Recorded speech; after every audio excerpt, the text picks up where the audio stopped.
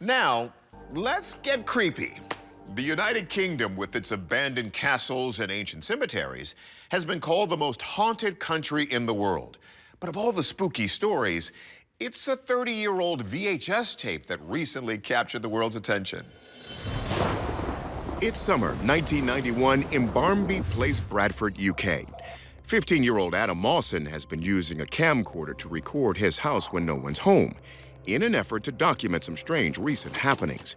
And on one of the tapes, Adam finds something frightening. Nothing seems amiss until a shadowy figure slowly begins to emerge from the chair. Look closely. It eventually rises and moves about the room, passing behind the door frame before returning and seemingly disappearing through the wall. Moments later, a second figure appears from the right and follows closely behind the other into the wall. I was scared to death because I thought, what the hell is that? And that's when I showed my parents it, and my mum said, oh yeah, I've seen that before. I've seen it with her own eyes. And to journalist Alexis Brooks, it sounds like a classic haunted house tale. Barnby Place ranks among one of the most haunted places that I have ever seen. I mean, you're talking about disembodied voices, doors opening and closing on their own, and even what I would call a shadow person phenomenon. Shadow people are described as dark silhouettes with human shapes and profiles. These shadowy creatures are sometimes interpreted as the presence of a spirit or other entity. Others believe these figures to be negative beings that can be repelled by various means, including invoking the name of Jesus.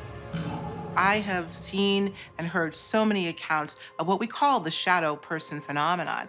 Many reports of shadow people include harassing an individual in their bedroom. So I would dare say that in addition to the more conventional haunting, we have what I would call a shadow person phenomenon going on in that home.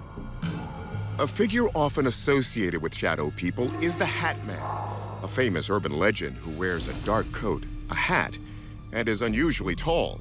Sometimes the figure is thought to be the devil himself. Adam's father still lives in the house on Barnby Place and says the activity has died down since he found religion. But that only seems to confirm that perhaps something spiritual was going on. Our experts take a closer look. First, we head to forensic video analyst Michael Primo for an authenticity check of this digitized copy. We're not able to identify it as an actual ghost through forensic testing, but it could be the product of when the video was processed between the time that it was produced on tape to this digital version as some sort of artifact that is concealed as the object travels by. But is it CGI? Less likely. So this footage probably wasn't manipulated intentionally, but how about accidentally? These shadowy figures don't appear to be something that was introduced into the recording based on the artifacts that are present throughout its movement. And because we see these shadowy figures over several seconds in multiple instances, it's more likely something that actually happened in the video images. So this recording itself may not have been manipulated, but we are not ready to declare this a ghost. We turn to physicist Dr. Matthew Shadagis, who suspects something shady. What we're seeing here is this dark figure or shadow seeming to pass into the left wall and disappear, which would favor the ghost explanation. However, if you look very carefully over these few frames, there is some pixel darkening on the left that would seem to indicate that the shadow goes over the wall as we'd expect for a normal shadow being cast by someone off camera. It does not fully explain all the subtle motions we see, such as when the shape rises out of the chair, but it's the most plausible non-ghost explanation that I can come up with. Primo disagrees and doesn't see any evidence that the shadow was created by someone off camera. If the shadow was produced by the operator that's standing behind the camera, we would expect to see more of that cast off on the regions surrounding the doorway. But it's not produced over here on the right side of the image. These darker regions, being some sort of shadow is not really possible with the way that we don't see that information on the doorway. So if we're ruling out shadows of someone off camera, could this truly be a ghost? Some say physics itself is all the proof you need of life after death, because the law of conservation of energy states that energy cannot be created or destroyed. We bring that theory to Dr. Shadagas. This is a misinterpretation of what conservation of energy means. The very notion of conservation of energy comes from energy changing form. And a great example of this, energy exchange, occurs after we have passed away and our body decomposes. Gases and other elements will feed the worms after we've died. Therefore, we cannot use an argument like conservation of energy from physics in order to prove or disprove life after death. So, it seems current science still can't attest to the existence of ghosts. But as of now, we can't explain this video any other way. Our verdict? This video is a bona fide case of unexplained phenomena, over 30 years running. It's December 2021 in the suburbs of Akron, Ohio. 22-month-old Evelyn Witt, known as Evie, is in her high chair when her mom, Tana, hears something odd and starts filming. Who are you talking to? The video shows that no one else is in the room with little Evie, but she seems to be having a chat with an invisible uncle. Who are you talking to?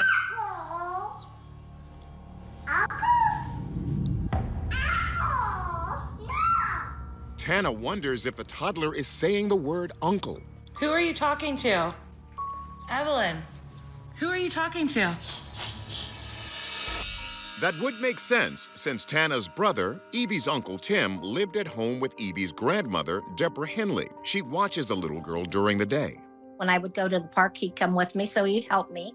He would take her on the swings and down the slide, and, you know, he was just a big part of her life. What do you think? Tragically, 1 month before Tana filmed her mysterious video, Uncle Tim died of an accidental drug overdose. So that begs the question, are we watching little Evie talking to Uncle Tim's ghost? She talked a lot about Tim, and she would say things that I don't think that she knew as a young child. Who else was happy? Tim's happy. Tim's happy? Yeah. She was talking to him. I'm almost sure of it. Author Alexis Brooks suggests that young children potentially have a sixth sense and are actually able to see things that others aren't. There's some theorists that say that babies can actually see beyond the visible spectrum of light. And it is said that the spirit world essentially lives outside of that visible spectrum. In July 2021, another child went viral after he began talking to an invisible presence while his family was driving through California's Sierra National Forest.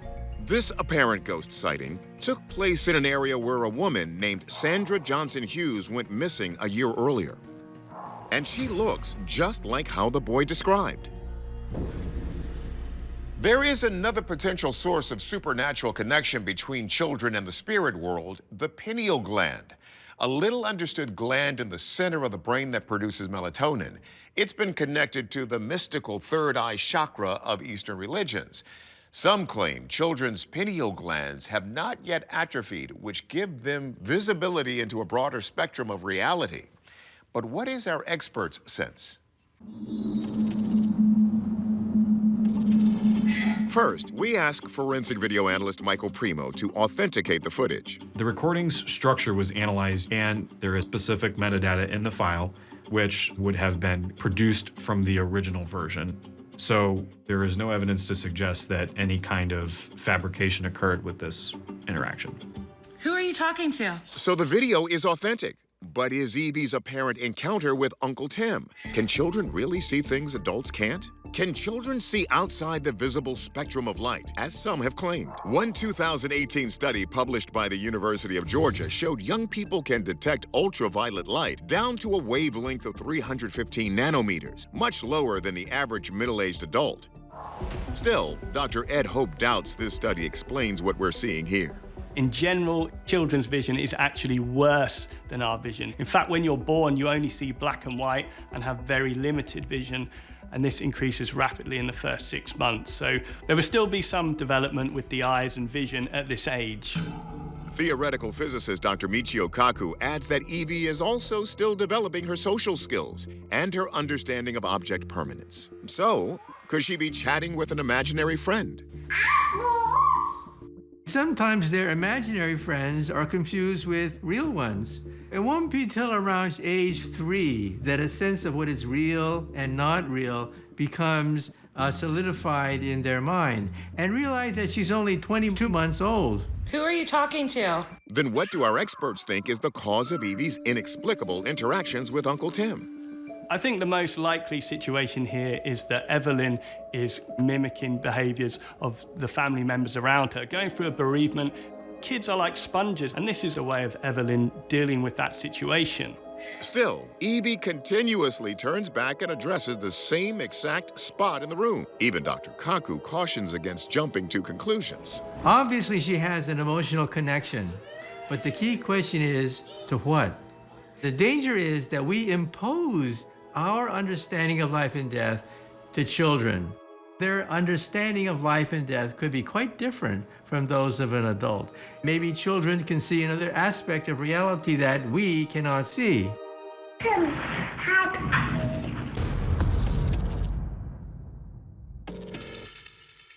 So this is a tough one, because we witnessed in real time Evelyn having conversations with an invisible or imaginary entity. For now, we're saying these interactions are unexplained. It's certainly possible Evie was just imagining her uncle was there, but we can't say that for sure, and the family is convinced that something more was going on. It's February 8th, 1993 in Long Island, New York. Pharmacist Gary Sudbrink has come all the way from Texas to visit his parents. A call comes through on the house landline. Gary answers it, and what he hears frightens him. Is Gary Sudbrink there? Huh? You're being impersonated by the other voice. A raspy, mechanical voice speaks to Gary. The conversation is odd, with the person on the other end repeatedly asking, So how long are you going to be back from Texas? I was just pretty much shocked, you know.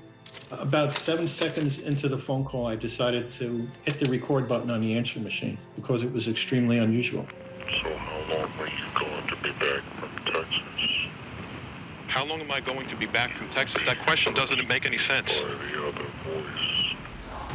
Gary would receive 2 more calls that evening and 1 the following day from the same mysterious voice. Each time it delivered a different, unsettling message.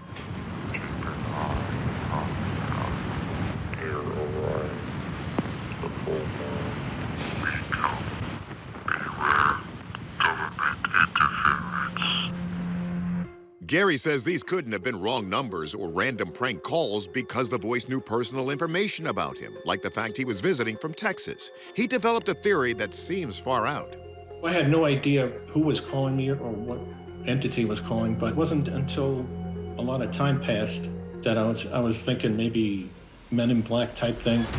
MJ Banias is skeptical, but provides some background on the MIB. UFO lore says that the Men in Black are this shadowy group of individuals who direct people to not discuss any strange encounters that they've had. They order them to stay quiet, and they threaten them with horrible acts of violence or death if they do start talking about the things that they've seen. So how long are you going to be back from Texas? More on Gary's connection to UFOs in a bit, but it's worth pointing out that the Men in Black legend originated in 1947 when a man named Harold Dahl allegedly saw a UFO on Maury Island, Washington. Dahl claimed a man in a black suit visited him days later and warned him not to discuss the sighting. Beware government interference. Now, Gary told us he has never seen a UFO, but his dad had years before, and the sighting had become family legend. Could that explain why the call came to his parents' landline? In the months following the mysterious phone calls, Gary sent his recordings to news channels and even a private investigator. But no one could identify what or who was calling. So can this case finally be cracked? Our experts answer the call. First, we asked military aviation expert Tim McMillan whether Gary could really have been contacted by the men in black. Is Gary's sudden drink there? Nothing that I hear in the calls is suggestive of the men in black. My first impression is that the caller on the other line is actually using a pre-recorded message in its replies, because there doesn't seem to be the back and forth flow you would expect from any kind of conversation. How long am I going to be back from Texas? That question doesn't make any sense. By the other voice. Okay. We took Gary's recordings to forensic audio analyst Dr. Rob Maher, and it turns out McMillan's instinct was spot on. The interesting thing about the call is several of the utterances are repeated 4 or 5 times during that conversation, and they're not just repeated word for word, they're identical. So how long are you going to be back from Texas? So how long are you going to be back from Texas? It appears that the Men in Black remarks are pre-recorded and just played back several times. I took the alleged Men in Black voice and played it back at a faster rate, which restored the voice quality to what I would consider a normal speaking voice, normal pace of utterance, and normal pitch. So how long are you going to be back from Texas? So how long are you going to be back from Texas? Sound familiar? The voice quality is very reminiscent of Gary's voice. So how long are you going to be back from Texas? How long am I going to be back from Texas? That question doesn't make any sense. We can't get 100% accuracy out of that single recording, but my subjective determination is that Gary recorded this and played the voice back at a slower rate to make the deceptive Men in Black voice. So how long are you going to be back from Texas?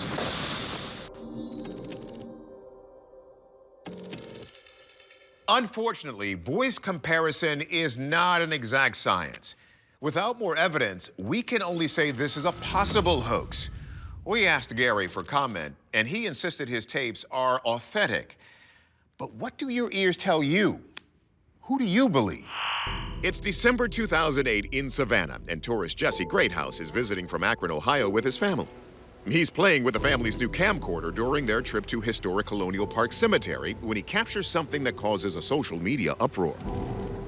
As the footage rolls, we see Jesse zooming in and out around various gravestones and mausoleums, when off in the distance, a translucent child in white robes seems to appear. The apparition runs behind tombstones, jumps into a tree, and then drops back down to the ground before suddenly disappearing. It all happens pretty quickly, so let's take a closer look. Ignore the person walking by in the foreground and follow the bright white figure in the background moving quickly from right to left. You can barely catch him getting into the tree, but you can clearly see him jumping down before vanishing near someone pushing a stroller. I was walking around and just filming, and this kid kind of like catches my eye just in the camera, and he was real fluorescent, kind of almost bright. So when we went to go watch it, it really just put in perspective that we do have something really significant here. To this day, it's almost like still like disbelief. Like, I can't believe I'm watching this. Author Heidi Hollis, who writes about the supernatural, suggests this ghostly figure may have plenty of company. 700 people were victims of yellow fever, and they're buried in a mass grave there. So I think it's a possibility that the child that we're witnessing in this video was indeed a victim of yellow fever. According to a historical marker, nearly 700 victims of the 1820 yellow fever epidemic were buried in a mass grave. But records allegedly show that exactly 666 people are buried in the cemetery, and the numbers were fudged so that nobody would associate the epidemic with the work of the devil. During the Civil War, the cemetery also served as a camp for Union soldiers who laid siege to the city. When you think of the Civil War, so much death, so much destruction. That energy lingers in the air. Paranormal activity might indeed congregate in an area when something negative has happened. So it is a possibility the child that we're observing is a ghost still wandering here on this earth.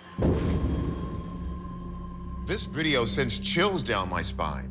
Established in 1750, Colonial Park was the first public cemetery in Savannah. It also served for a time as the city's dueling grounds. During Sherman's march to the sea, it is believed Union soldiers desecrated and disturbed the grave sites. So this cemetery surely has some stories to tell. But what's the real story of this video? Let's summon the presence of our experts. Forensic video analyst Michael Primo takes a look to see if the video was doctored. Typically, when evidence is manipulated intentionally, there are other indicators that we would detect through software tools, because the average consumer doesn't know how to conceal that information. No evidence of additional tools were detected or changes to the evidence drastic enough to warrant intent to deceive. Physicist Dr. Matthew Shadagas examines the possibility that the image is a product of something called video ghosting. Because this was on an analog tape, this is not the best image quality. What if something had been previously recorded, video of a child running around, that then got superimposed on a later video of the cemetery? That might explain the strange coloration of the childlike figure as simply some sort of echo or memory, not in the ghostly sense, but in the sense of a previous video on the same tape. Shadagas also points out there are many other natural occurrences caught on camera that are often mistaken for ghosts. Many things have been confused for ghosts in the past, things like lens flares or a speck of dust. Now in this case, we have a very human-shaped figure, and that's why I don't think that lens flare or just a dusty atmosphere are the correct explanations this time. So then could this actually be the figure of a ghost caught on tape? I do not see any evidence here that this child is anything paranormal or out of the ordinary. I don't see any reactions from any of the bystanders as if something strange is happening. I think what we're seeing here is an ordinary, non-dead human child that's playing in a cemetery. Okay, we agree with Shadagas that at first glance, this looks like it could be just an ordinary child, dressed in light-colored clothing. It's this moment right here that makes us have our doubts. Watch as the figure seems to shape-shift, then leaps into a nearby tree, and then falls to the ground. And no one seems to notice. Very strange. We cannot confirm the authenticity of what that camera saw on that day. So the verdict for this case is inconclusive, and we would need additional information to be able to opine or identify specifically as to what that object is. The verdict? This is possibly a living child. Shadagas' observation that the bystanders didn't react is telling, yet that unnatural movement at the end leaves us wondering. Meanwhile, Jesse remains adamant that this is a genuine ghost, so we leave it up to you to decide.